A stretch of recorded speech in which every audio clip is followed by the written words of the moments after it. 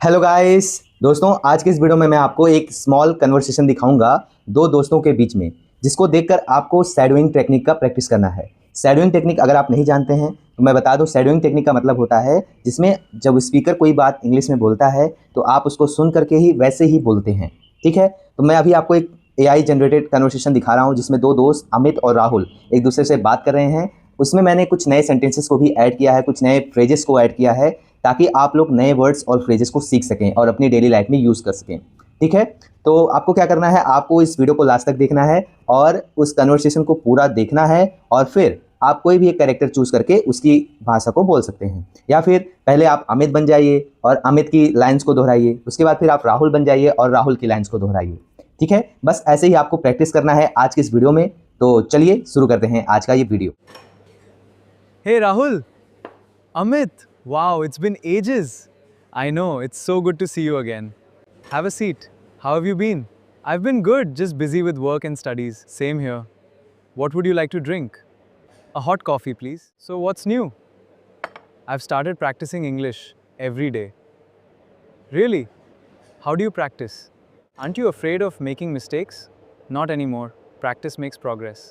That's true. I think I should try it too. Definitely. Give it a try.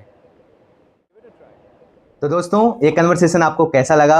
अगर आपने अभी तक practice नहीं किया है तो पहले एक बार फिर से कन्वर्सेशन देखिए और प्रैक्टिस करिए। और अब मैं आपको उन सेंटेंसेस का मतलब समझाता हूँ जो इस कन्वर्सेशन में यूज़ हुआ है, जो आपके लिए नए हैं। जैसे सबसे पहले it's been ages. It's been ages का मतलब हो गया है काफ़ी समय हो गया या बहुत दिनों के बाद। जैसे आप इन दोनों दोस्त क्या होते बहुत दिनों के बाद मिले थे, तो इसलिए उसने बोला कि इट्स बीन एजेस, है ना।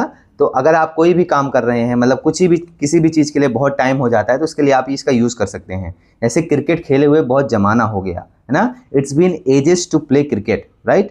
तो ऐसे ही आप कोई भी सेंटेंस यूज़ कर सकते हैं। It's been ages to see you, आपसे मिले हुए एक ज़माना हो गया, एक मतलब काफ़ी दिन हो गए। ठीक है, तो ये पहला सेंटेंस हो गया। इसके अलावा दूसरा सेंटेंस था हाउ हैव यू बीन।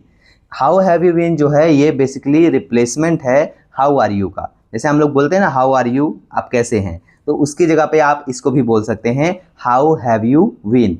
इसके बाद तीसरा हमारा है व्हाट्स न्यू। व्हाट्स न्यू का मतलब होता है जैसे आप किसी से पूछते हैं और क्या हो रहा है, और क्या चल रहा है ना। और मतलब आप जानना चाहते हैं कि उनके जीवन में नया क्या हो रहा है, वो क्या कर रहे हैं मौके पे ना।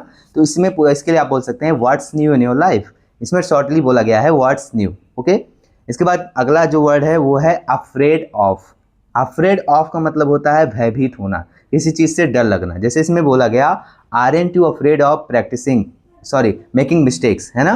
मतलब आप गलतियां करने से नहीं डरते हो, क्या आपको गलतियां करने से डर नहीं लगता है, ये उसका सेंस था। ठीक है, तो आरएंट जो है वो कि उसके बारे में हम किसी और वीडियोस में बात करेंगे। ये क्वेश्चन टैग्स होते हैं, इसमें हम हाँ या ना का जवाब देते हैं। ठीक है, तो ये थे कुछ सेंटेंसेस और फ्रेजेस जिसको आज हमने इस वीडियो में सीखा।